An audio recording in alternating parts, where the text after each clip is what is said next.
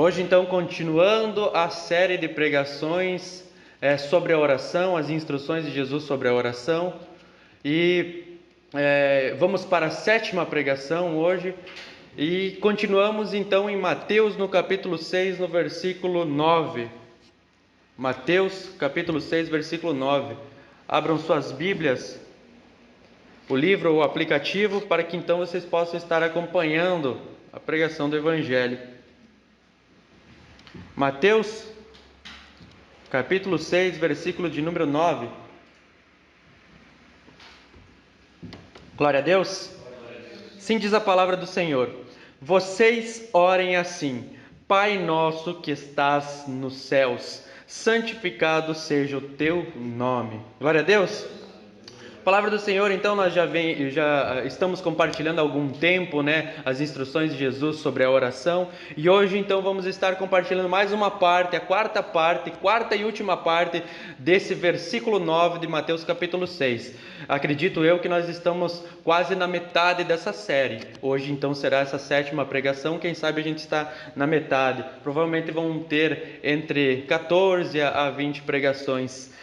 Vamos continuar então vendo o que a palavra do Senhor ela nos direciona, nos ensina para aprendermos sobre oração. Vocês se lembram então que nós estamos dentro do Sermão do Monte, que está do capítulo 6 ao capítulo 7, Ali Jesus começa, ou seja, Mateus começa escrevendo o capítulo 5, falando que Jesus subiu ao monte e começou a proclamar, ensinar os discípulos. E quando você vai começar o capítulo 8, vai dizer, então Mateus vai nos escrever que Jesus desce do monte, então, e continua a história. Então, do capítulo 5 ao capítulo 7, Jesus está ensinando ali o sermão da montanha, e no capítulo 6 ele ensina então as 3 práticas judaicas, e ele coloca também para nós, são 3 práticas judaicas sobre justiça, que a primeira delas é a esmola, a segunda delas então é a oração, e a terceira é o jejum, que Jesus traz então da cultura judaica, dos mandamentos do Senhor, aplica também para a sua igreja. Nós vimos então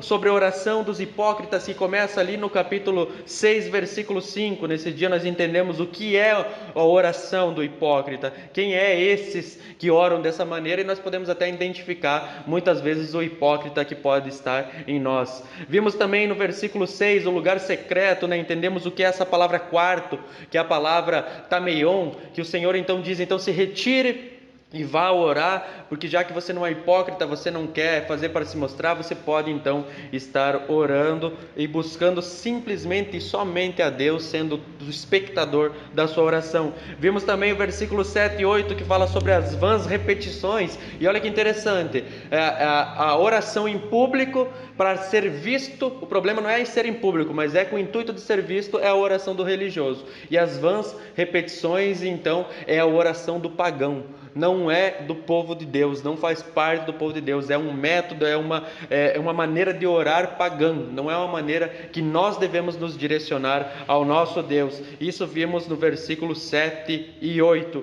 Então, quando chegamos no versículo 9, a primeira coisa que nós temos que entender aqui, que Jesus falou a maneira que não devemos orar, deu alguma instrução de como devemos orar, e voltou para esse fato de não devemos usar repetições. Então, qual é a maneira que nós devemos orar? E Jesus começa então falando sobre: vocês orem assim, já que você não é um religioso, você não é um hipócrita, você não é um pagão, você não usa de vãs repetições. Qual é a maneira que o discípulo do Senhor deve orar? E essa oração então do Pai Nosso, que ficou conhecida como a oração do Senhor, mas de fato ela é a oração que o Senhor nos ensinou, não é uma oração dele, porque Jesus ele não precisa pedir perdão de nada, ele não precisa pedir: Pai, perdoa as minhas dívidas, mas é uma oração que Jesus nos ensinou como padrão para a gente, como modelo, não padrão, como um modelo para a gente orar. E ela está dividida em 2 partes. A primeira parte dela está direcionada ao reino de Deus.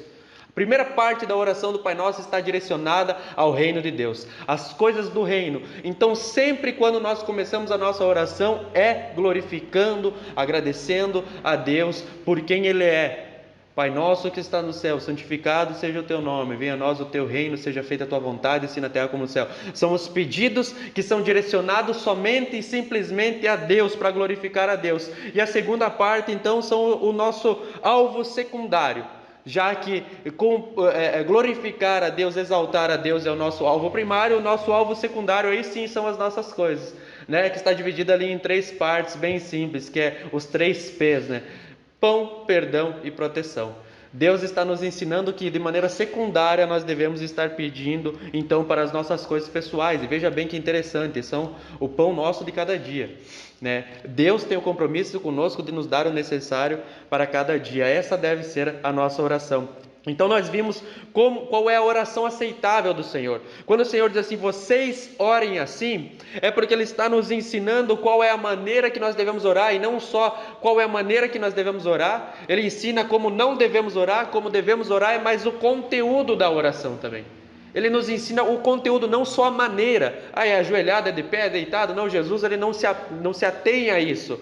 Ele se atém a você orar o conteúdo da oração que ele propõe aqui, que ele ensina aqui. Então a primeira parte do versículo 9 foi essa: vocês orem assim, vocês que são discípulos de Jesus, vocês que são cristãos, vocês que não são religiosos, nem hipócritas, nem pagãos, vocês que entenderam a oração. Agora eu vou explicar para vocês qual é o conteúdo que deve ter na oração.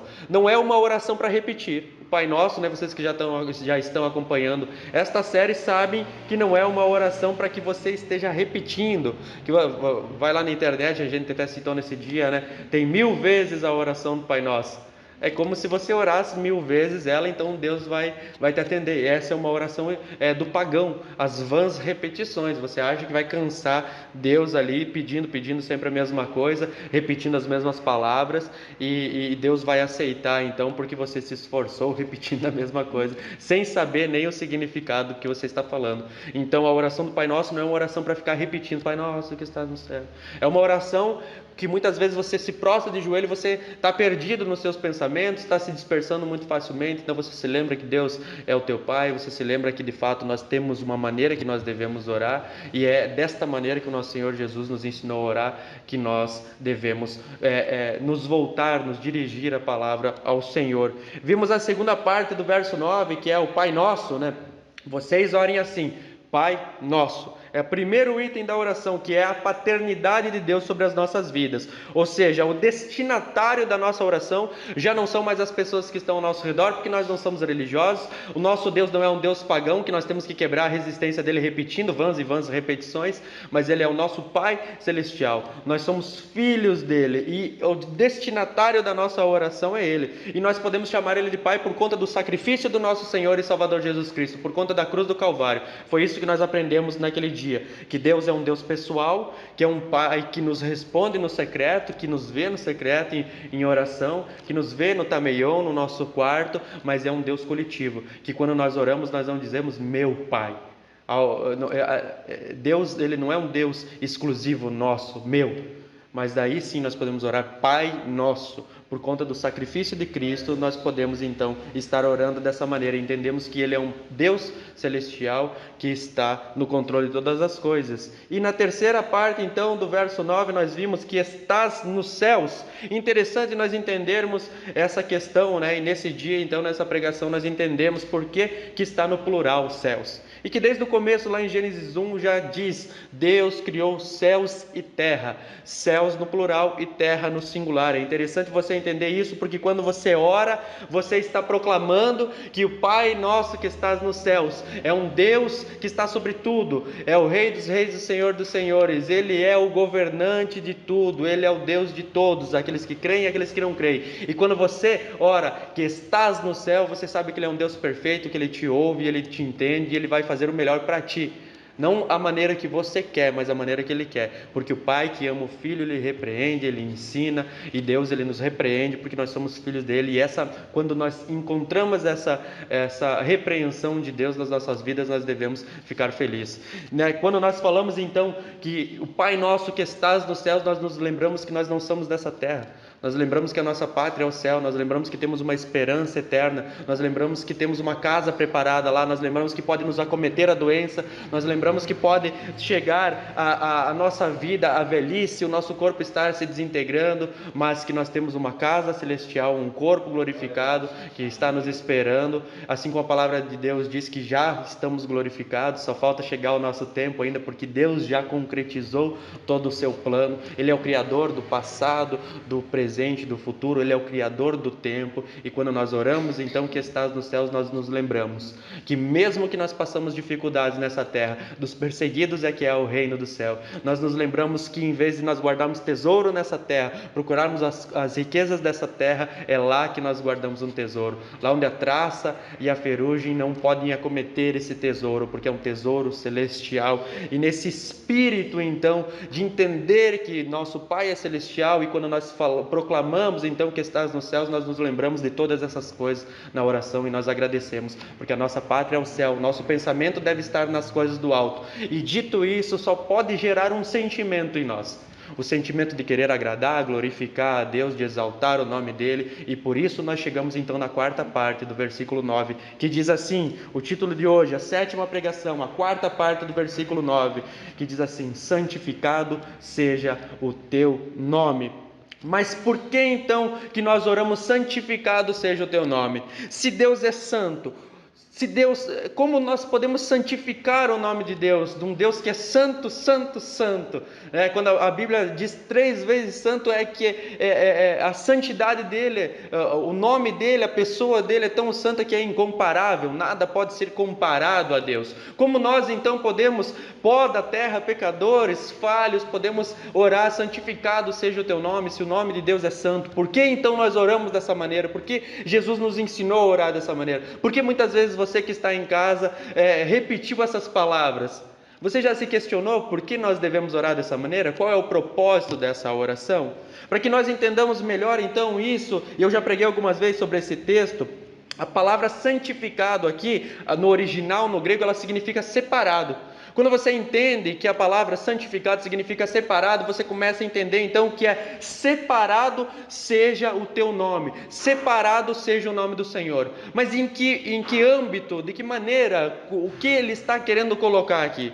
Para que nós venhamos entender, eu vou citar alguns textos do Velho Testamento onde Deus está falando da santidade do seu nome, está falando sobre ser santo, está falando sobre a nação de Israel, sobre por que ele salvou a nação de Israel, e também cabe a nós por que ele nos salvou, e você vai conseguir entender qual é a maneira de santificar o nome do Senhor, a maneira de nós orarmos e agirmos para que seja assim, um Deus que é santo, mas que o nome dele precisa ser santificado pelas nossas vidas. Lá em Ezequiel, capítulo 36, versículo 22 a 23, você que tem habilidade aí com a Bíblia, você pode abrir comigo.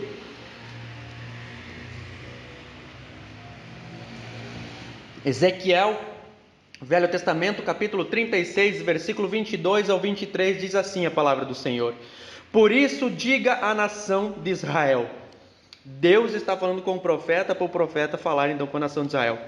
Assim diz o soberano Senhor: não é por causa de vocês, ó nação de Israel, que eu vou fazer essas coisas, mas por causa do meu santo nome, o qual vocês profanaram entre as nações para onde foram.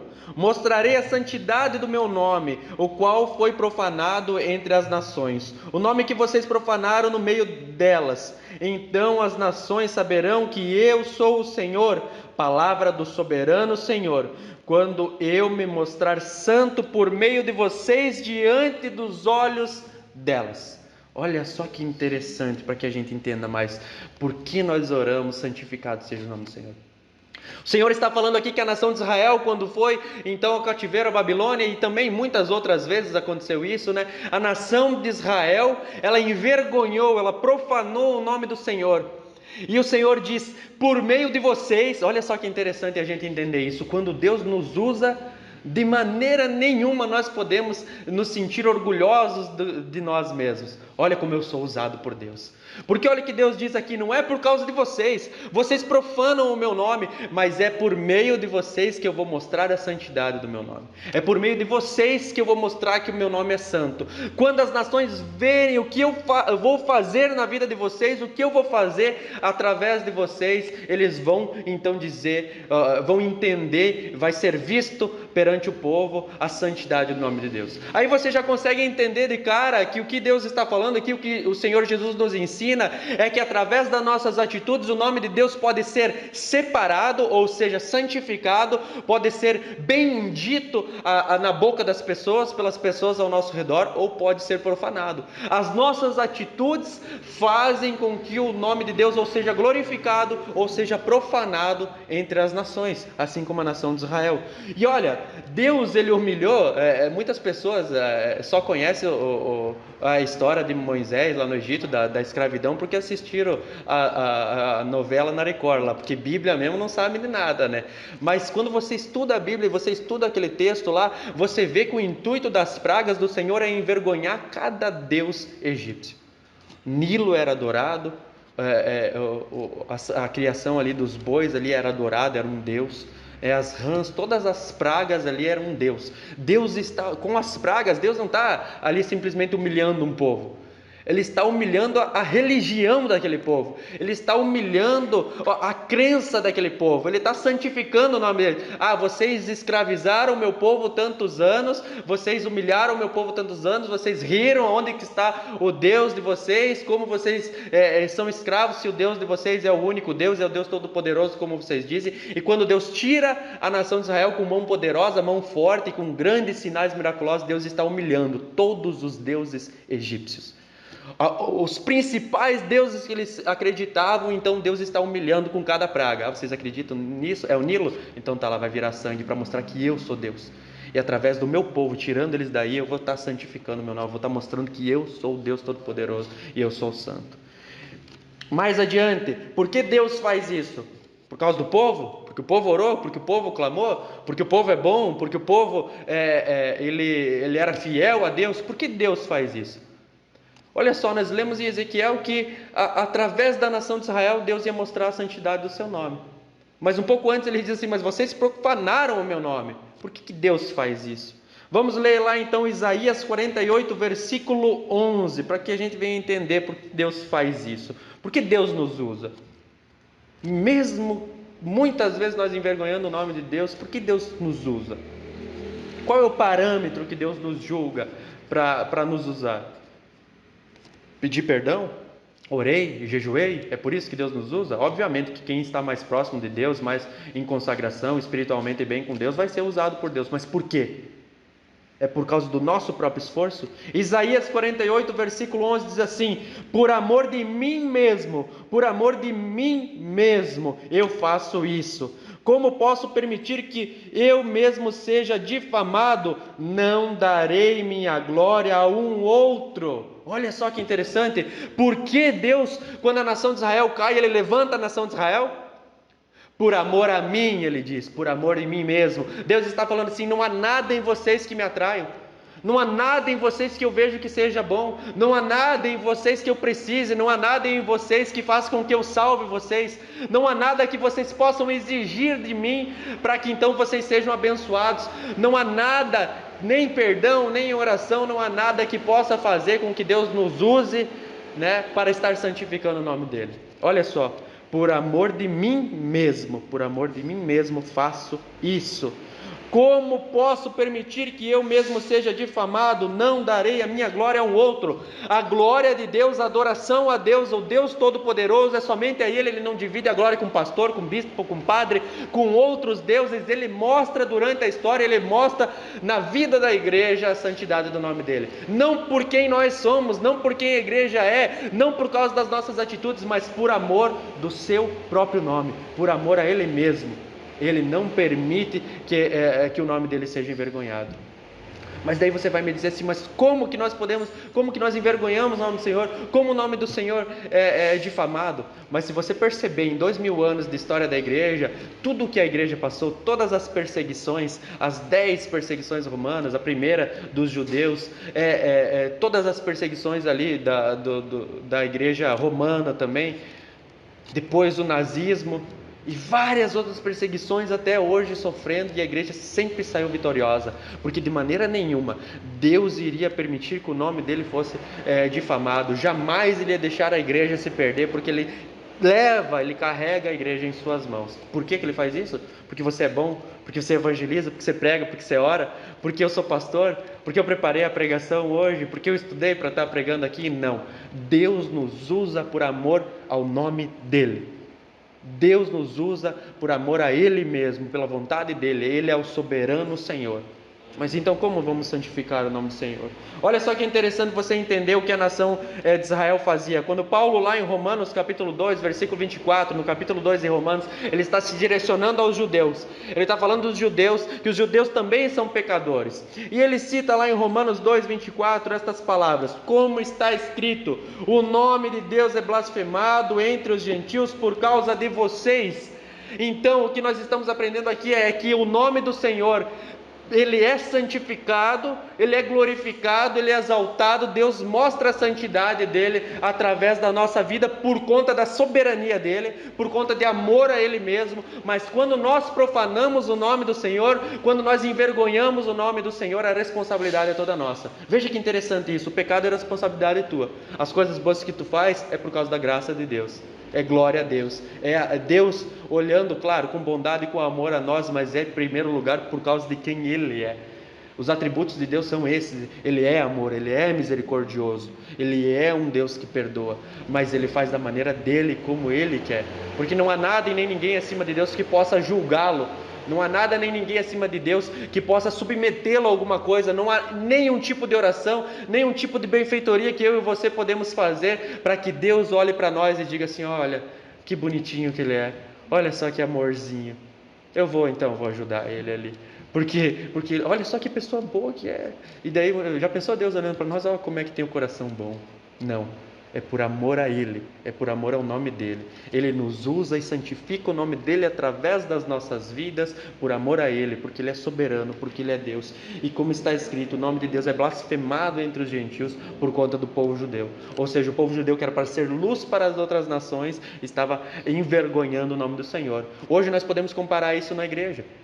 Quantas pessoas nós conhecemos dentro da instituição religiosa que não paga as suas contas, que não cumpre com as suas palavras, que não glorificam, não santificam, não exaltam o nome do Senhor por conta da sua conduta diária. Estão dentro das igrejas, e muitas vezes igrejas lotadas, com as mãos para cima, chorando, glorificando o nome do Senhor, mas durante a semana, durante o dia a dia, está profanando, fazendo com que o nome do Senhor seja blasfemado, e não por conta de um bom testemunho, não por conta de proclamar o Evangelho, não por conta de ser uma pessoa correta e não querer mentir no seu trabalho ou no âmbito da sociedade onde a pessoa está inserida, mas porque ela mostra que o que ela acredita da Bíblia ela não vive, ela não segue, ela não age dessa maneira. Então está profanando, fazendo com que o nome do Senhor seja blasfemado. Quem não ouviu aqui já alguém dizendo que, mas com crente não dá para fazer negócio?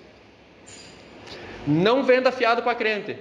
E quem já não ouviu falar relatos da cantina da igreja? A tiazinha lá, as pessoas que cuidam da cantina da igreja falando bem assim: não dá para vender fiado, porque não pagam. O nome do Senhor sendo profamado, blasfemado por conta da conduta do que se diz cristão nos dias de hoje. Assim como Deus nos usa a igreja para glorificar e que o seu nome seja santificado e exaltado, também Ele permite que você blasfeme o nome dEle, faça com que o nome dEle seja blasfemado. Só que o chicote vai estralar, né? Ezequiel capítulo 36, versículo 23 diz assim, Ezequiel 36, 23: mostrarei a santidade do meu santo nome, o qual foi profanado entre as nações, o nome que vocês profanaram no meio delas. Então as nações saberão que eu sou o Senhor. Palavras do soberano Senhor, quando eu me mostrar santo por meio de vocês diante delas. Você lembra que a gente leu esse versículo agora há pouco, esses versículos? Qual é a maneira então que Deus faz isso? Como Deus mostra a sua santidade? Qual é a maneira que Deus mostra que é santo?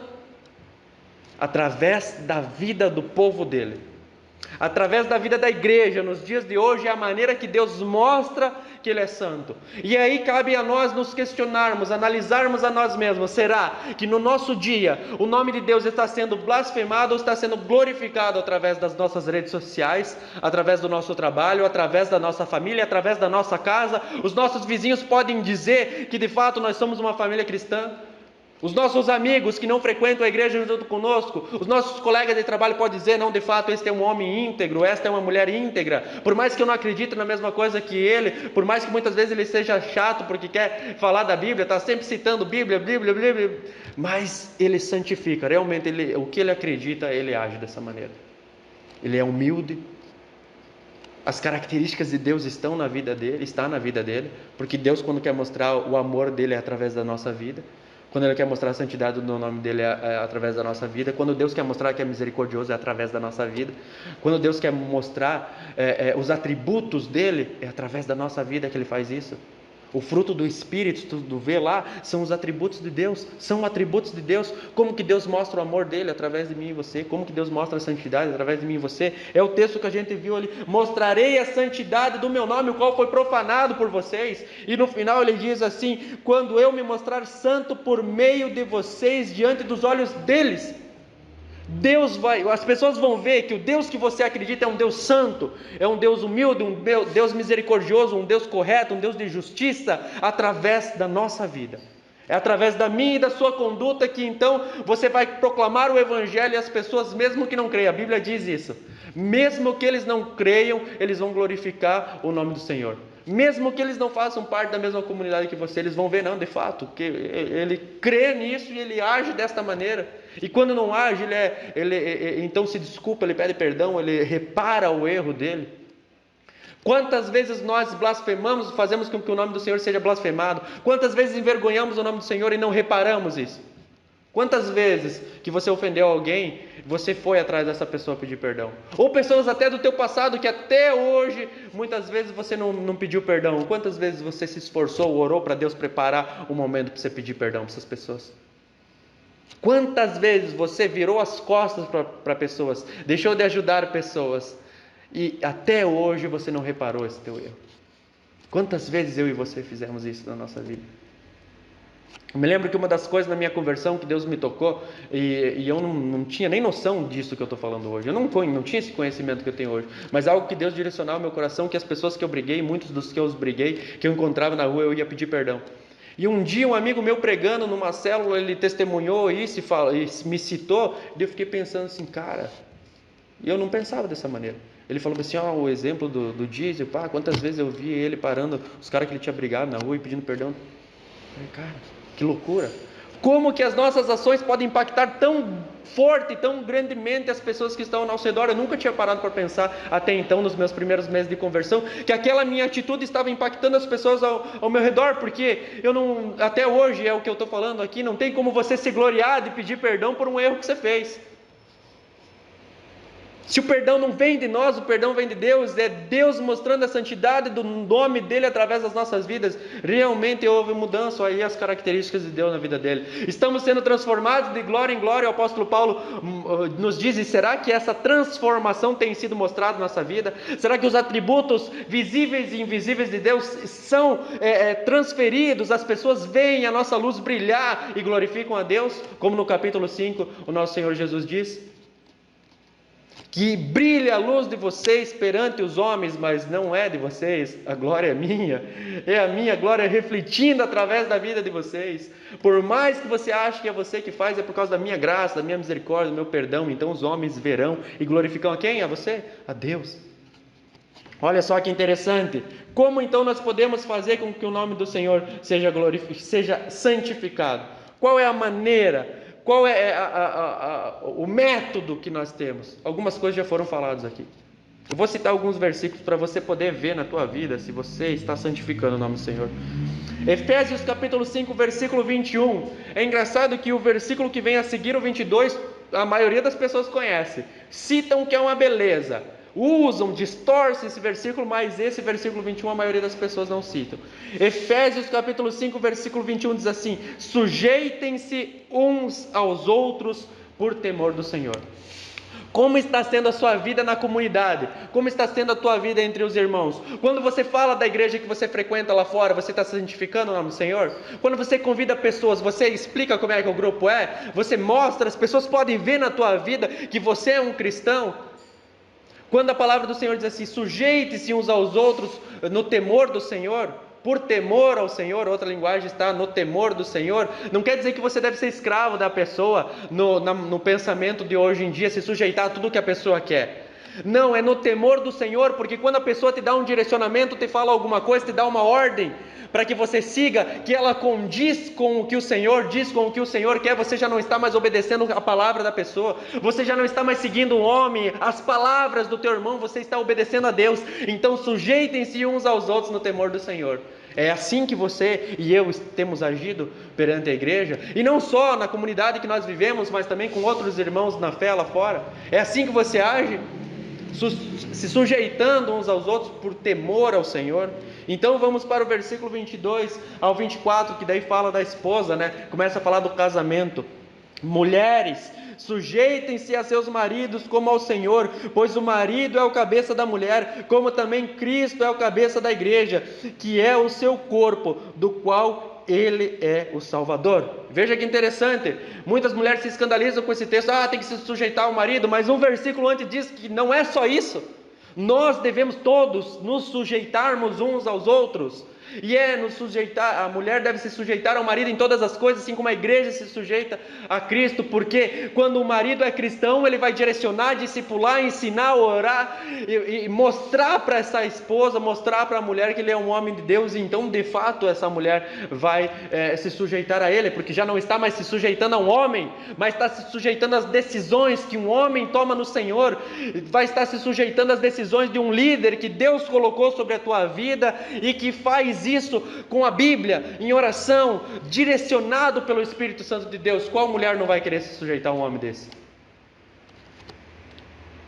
Se ele está te direcionando, agindo, né, está discipulando, ensinando, pregando o evangelho, ensinando, orando junto, cito aqui o culto familiar, como é que a mulher não vai querer se sujeitar? Vamos continuar à frente, diz assim, versículo 25 ao 30, maridos, amem suas esposas, assim como Cristo amou a igreja e entregou-se a si mesmo por ela para santificá-la, tendo-a purificado pelo lavar da água mediante a palavra, e apresentá-la a si mesmo como igreja gloriosa, sem mancha, nem ruga ou coisa semelhante, mas santa e inculpável. Da mesma forma, os maridos devem amar as suas mulheres como seus próprios corpos. Quem ama sua mulher ama a si mesmo. Além do mais, ninguém jamais odiou o seu próprio corpo, antes o alimenta e dele cuida, como também Cristo faz com a igreja, pois somos membros de um só corpo. Como é que a mulher não vai querer se sujeitar a um cara que ama ela como Cristo amou a igreja? E é capaz de se entregar por ela. Até se entregar. Como que a mulher não vai querer se submeter a ele? Como que nós não vamos querer nos submeter uns aos outros, se é no temor do Senhor, por temor ao Senhor, nas coisas do Senhor, na palavra do Senhor?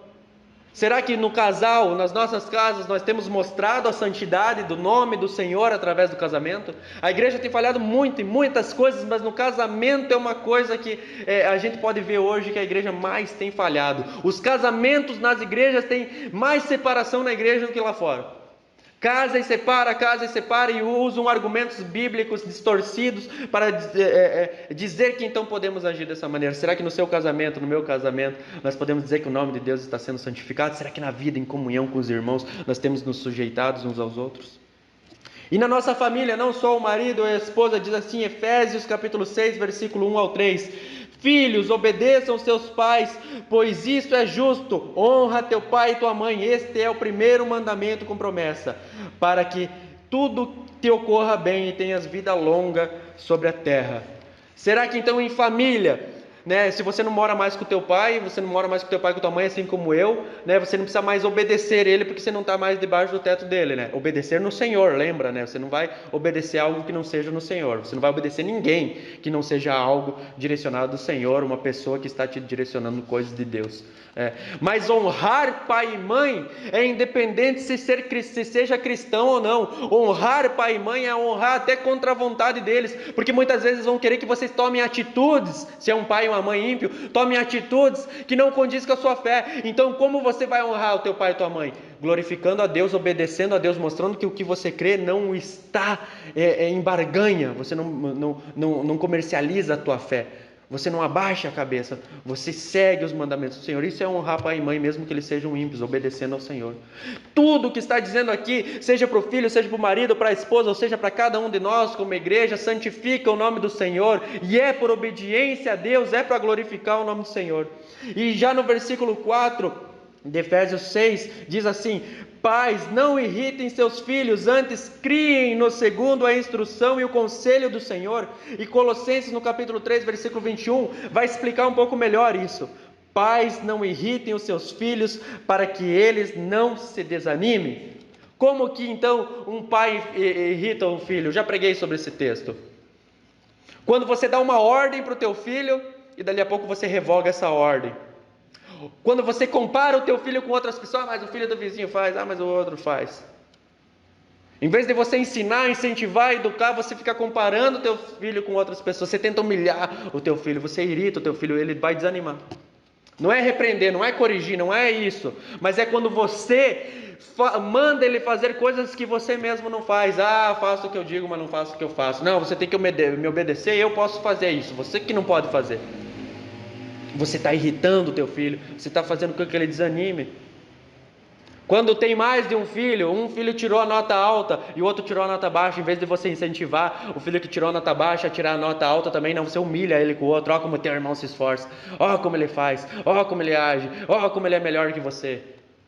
Está irritando o teu filho, está fazendo com que ele desanime. A maioria das famílias fazem isso, que eu conheço pelo menos e que eu conheci na minha vida, fazem isso, fazem essas comparações com os filhos dos outros, querem que o filho aja de uma maneira que eles mesmos não agem.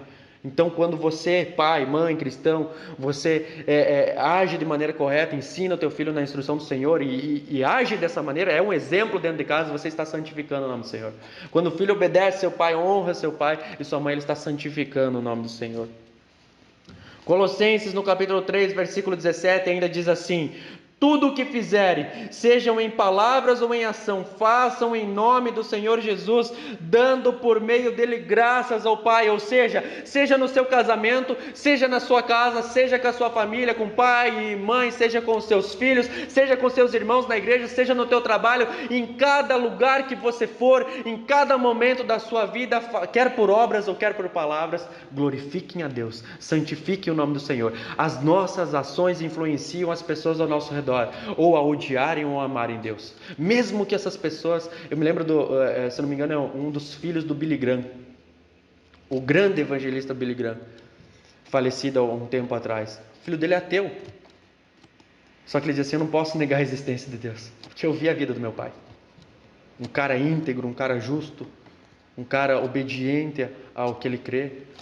Eu não acredito em Deus, mas eu não posso, olha só que loucura isso, eu sou ateu, filho de um dos maiores evangelistas do mundo, pregadores missionários do mundo, mas eu não posso negar a existência de Deus. Sabe por quê? Não porque Deus apareceu para mim, porque eu vi a vida inteira do meu pai, porque eu vi a conduta do meu pai, um homem que santificou a palavra, santificou o nome do Senhor. Quando eu preguei isso algumas vezes no passado, eu me lembro que a última vez que eu preguei isso, eu falei de um homem, um irmão na fé que santificou o nome do Senhor pela sua vida, na sua vida santificou o nome do Senhor. O nosso irmão Charles, pastor, ex-pastor da Igreja Batista Central aqui de Francisco Beltrão, que era nosso professor de teologia, nosso grande irmão na fé, que ficou nos devendo um churrasco. Esse foi um homem, um dos poucos homens que eu conheci na minha vida que de fato a vida dele refletia a glória de Deus.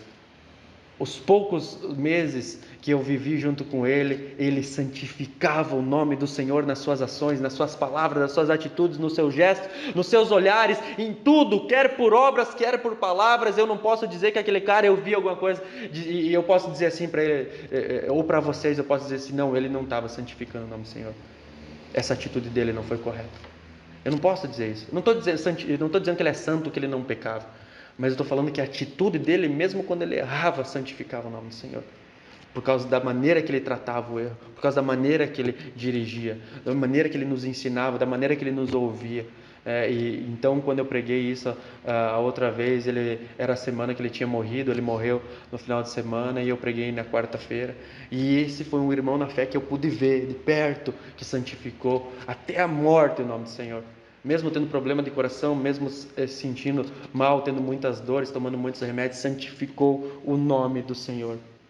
1 Coríntios capítulo 10, versículo 31 diz assim: assim quer vocês comam, bebam, façam qualquer coisa, façam tudo para a glória do Senhor. Quando você toma um copo com água, tem que ser para a glória do Senhor. Quando você come, tem que ser para a glória do Senhor. Quando você age em qualquer momento da sua vida, se nós vamos almoçar num restaurante, nós temos que ali naquele momento santificar o nome do Senhor. A maneira que a gente se porta, a maneira que a gente anda nessa terra, tudo que a gente faz ou glorifica ou não o nome do Senhor. É isso mesmo, é duas ruas. Ou está glorificando ou não está glorificando. Ou tua conduta santifica o nome do Senhor ou não santifica o nome do Senhor. 1 Pedro capítulo 1, versículo 15 ao 16 diz assim: mas assim como é santo aquele que os chamou, sejam santos vocês também em tudo que fizerem, pois está escrito: sejam santos porque eu sou santo. Deus vai mostrar a santidade dele através da tua vida, através da tua santidade, através da minha e da sua conduta. Eu vou ler um texto um pouco grande lá de Davi proclamando e glorificando o nome do Senhor, para que você entenda um pouco mais. Já me encaminho para o final. 1 Crônicas, capítulo 29, versículo 10 ao 17. Olha só que interessante, diz assim, 1 Crônicas 29, capítulo 29, 10 ao 17. Davi louvou o Senhor na presença de toda a assembleia, dizendo: bendito sejas, ó Senhor, Deus de Israel, nosso Pai, de eternidade a eternidade. Deus, o Senhor, são a grandeza, o poder, a glória, a majestade e o esplendor. Pois tudo o que há nos céus e na terra, tu, ó Senhor, é o reino. Teu, ó Senhor, é o reino. Tu estás acima de tudo. A riqueza e a honra vêm de ti. Tu dominas sobre todas as coisas. Nas tuas mãos estão a força e o poder para exaltar e dar força a todos. Agora, nosso Deus, damos-te graças e louvamos o teu glorioso nome. Mas quem sou eu e quem é o teu povo, para que pudéssemos contribuir tão generosamente como fizemos? Tudo vem de ti e nós apenas te damos o que vem das tuas mãos. Diante de ti somos estrangeiros e forasteiros, como os nossos antepassados. Os nossos dias na terra são como uma sombra sem esperança. Ó Senhor nosso Deus, toda a riqueza que ofertamos para construir um templo em honra ao teu santo nome vem das tuas mãos, e toda ela pertence a ti. Sei, ó Senhor Deus, que sondas os corações e que te agradas com integridade. Tudo que dei foi espontaneamente e com integridade de coração. E agora vi com alegria, com quanta disposição o teu povo que aqui está tem contribuído. Todas as nossas coisas, centavo por centavo, roupa por roupa, meia por meia, tudo que nós temos é de Deus.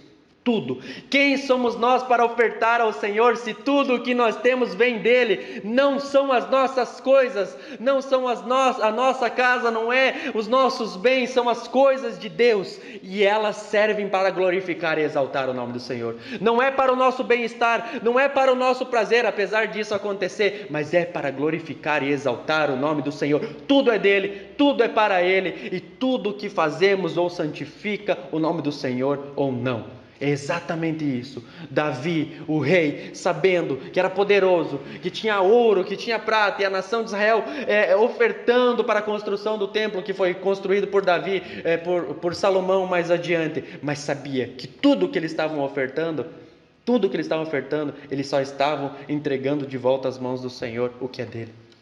o que é dele, nem nas nossas ofertas, nem quando você entrega uma marmita, nem quando você ajuda uma família, nada que você faz você pode se gloriar, porque tudo que temos, só temos porque o Senhor assim permite, é do Senhor, não é que o Senhor, não é simplesmente se o Senhor nos deu, o Senhor, Ele só deixou conosco, porque as coisas são dele. Ele não nos deu para a gente fazer o que a gente quer. Ele nos deixou para que sejamos despenseiros, assim como Paulo fala aos Coríntios. Nós somos despenseiros das coisas de Deus. Nós somos mordomos das coisas do Senhor. Deus um dia vai voltar e vai cobrar todas as coisas que Ele nos deu.